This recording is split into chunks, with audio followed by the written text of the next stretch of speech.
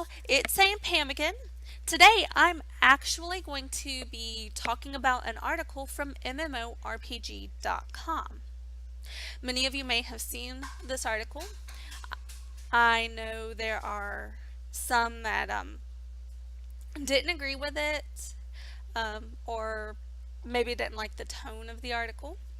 And that's okay, I can kind of understand that. The article is 5 things MMO gamers should stop complaining about.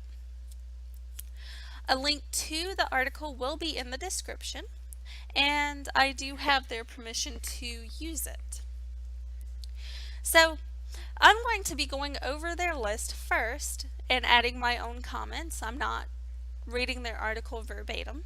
If you want to do that, you can check the link. I'm also going to be adding a couple of my own personal honorable mentions to this list. And I hope that y'all enjoy it. Number 5 is the random reward lockbox. These are boxes or chests you may get via gameplay in some games, and you may see that these lockboxes have keys in a cash shop that you have to pay real money for in order to open the box. These can be annoying, but in most MMOs, the items within don't give any real in-game benefit. Usually they're cosmetic. It's also likely that you can get these items another way that won't require that you spend real-world cash. Sometimes you can even get the keys enrolled through some of the special events that the games may have. They may add the keys as a random reward. I've had that happen in Guild Wars 2. So that's one thing to keep an eye out for. And as long as these items are available other ways, or you can get the keys other ways, then there's really not much to complain about there. And I know some games the boxes aren't soulbound, so you could also just sell them to other players and get a little in-game cash for that instead of worrying about unlocking it yourself. So there's benefits there, and of course, like I said, it can be annoying, but really not much to be to really complain about, in my opinion. Yours may differ, and that's okay. Number 4 is Care Bears and Noobs. For those of you that don't know, Care Bears are people that don't like PvP. If the game is not PvP only, then it makes no sense to insult people that prefer PvE.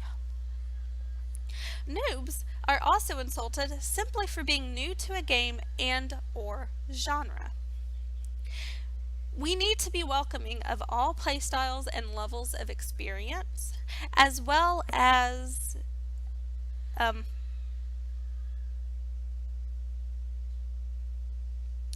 we all, help to keep the game running and build the community. I'm going to go on and add one of my honorable mentions here. Making fun of role players, especially if you are on a role-playing server. The games are MMORPGs after all. We just take the RP portion a little further than others. And many MMOs have RP designated servers specifically for us. I know a lot of non-role players also join these servers because they like the communities. They think that it's got a more laid back, more friendly atmosphere. But some of those people who join the communities or the servers for that reason then turn around and start insulting us because we like to sometimes sit around a tavern role playing, or when we're out in the real world we role play. Or, not real world, but outside of the cities. I do understand the complaints when we're in dungeons. If we're gonna role play in a dungeon, we need to make sure that everybody is a role player or okay with that. Though that really doesn't happen most of the time, there have been a couple of incidents that I've seen where people are role playing in the dungeon and it's like, can we just kill stuff? Of course, I'm not a hardcore role player. There are people who never leave character, and that's okay if that's their preference, as long as it doesn't really interfere with other people's preferences as well. Really, we need to be respectful of non role players, just as role players need to be respectful of us. Number three is that not everything is pay to win. Now, MMORPG uses a Princess Bride quote here, and I love it. That is my favorite movie for a lot of reasons. In response to pay to win, they use part of a quote. It's, I do not think it means what you think it means. A lot of games do have cash shops now. WoW has one, but you get mounts and things. You don't really get anything that overall affects gameplay. You can get a level 100 boost, but that's not the level cap anymore, so, you know, you still have to level to the level cap. EQ2 has a cash shop. Guild Wars 2 has a cash shop. But I haven't seen anything in these shops that are game breaking. A lot of these have been primarily cosmetic items. For EQ2, there's house items because you have your player housing and guild housing and all of that. So you get items that, from the cash shop that you can decorate those with, and some of those are also made by other players, which is cool. That happens in Landmark as well because it's the same company. Now, there are some that do offer potions that give things like temporary XP boosts or experience boosts, but again, it's not game breaking. The phrase pay to win does make a little more sense in games that are PvP centric, and there is no denying that there are some of these games that do give unfair advantages to those that pay up. It is really just a handful of games compared to all of the others that don't do that. The term really is not applicable to a primarily or completely PvE game, as there is no winning at PvE. Number two is sandbox versus theme park. Now, we do find that we have a lot of MMO options to choose from now. Admittedly, most of these do fall under the theme park type, and that's okay. A lot of players like that. I have no problem with it myself. There aren't really as many examples of sandbox type MMOs, but the ones that are out there are a lot of fun. I personally enjoy both types of games. And there are a lot of people that have a preference for one or another, and some of these people can't seem to appreciate the fact that not everyone likes the same thing. We need to respect what everyone likes and stop insulting them over it. This harkens back to the Care Bears and noobs thing. It's playstyle, it's people being new. We need to stop insulting each other over it and build a community instead. Number one from their list is that localization is not censorship. Gaming companies make a lot of great games all around the world. Many of these games are shipped internationally. In order to ensure that games can be distributed in some of these countries, certain changes need to be made. In the article, a reference is made to WoW, and this is something I had not been aware of. I don't really follow the releases of games in other countries.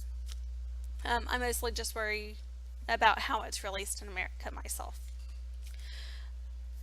Now, due to laws Due to the laws as well as religious and cultural reasons, skeletons aren't really shown in the Chinese version of WoW. The open gut of the abominations are also covered. But that's not censorship. Not on the part of the gaming companies, anyway. To ensure that the game can be released, the companies err on the side of caution.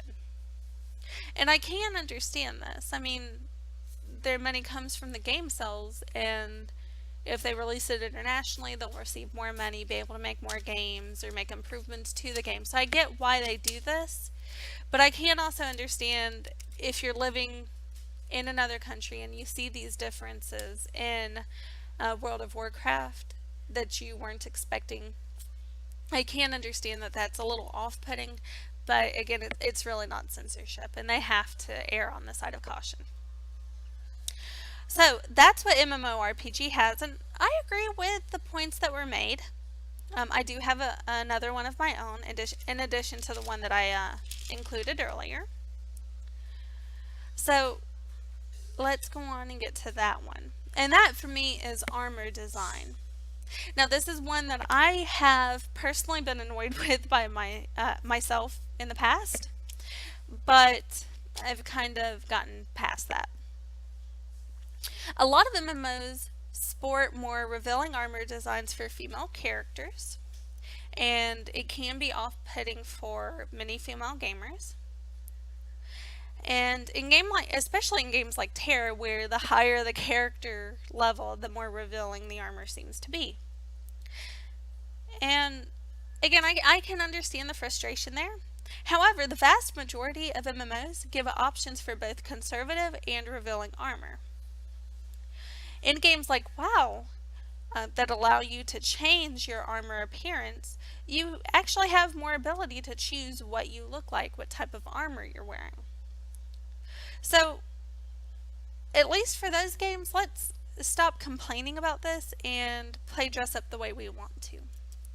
Again, in games like Terra, there's definitely a bit of a weird thing going on there. I haven't personally played it, but I've seen the images, and it kind of put me off from playing it. I like to have the option to either wear stuff that actually looks like armor or wear stuff that fits role playing a little more. Now, that's really all that I have to say on the matter of the complaints themselves. I am not saying that there is never a need for complaints or a need to criticize what a gaming company is doing. For example, I don't really understand or like the changes made to priests in WoW for Legion. I don't like having to relearn a class for almost every expansion that is released. It's frustrating, but I'm sure there is some arbitrary balancing reason for it. Honestly, the complaints I dislike most are those that are directed at others within the community itself. You may not understand or even like another player's preferred playstyle, but that doesn't mean that they should be derided for it. I, for one, can't imagine how anyone can fully enjoy an MMO without role-playing a character within the world. On the other hand, I know there are players that don't understand my desire to play pretend or to just run raids or PvP on a casual basis. I also have a friend that thinks all of the amazing artwork produced because of WoW is ridiculous, and I don't really understand that because it's where artists find their inspiration. And I've even had to get an older man that thought gaming was a waste of time at all to admit that there may be some creative benefit for it. So, we have enough outside of the community that we need to be trying to fight against, that we really don't need to be fighting each other within the community. Anyway, these are the complaints that I would personally like to stop seeing. That's all that I have for now, though. I would love to see your opinions on this matter below. And thank you for listening. I hope you have a wonderful night.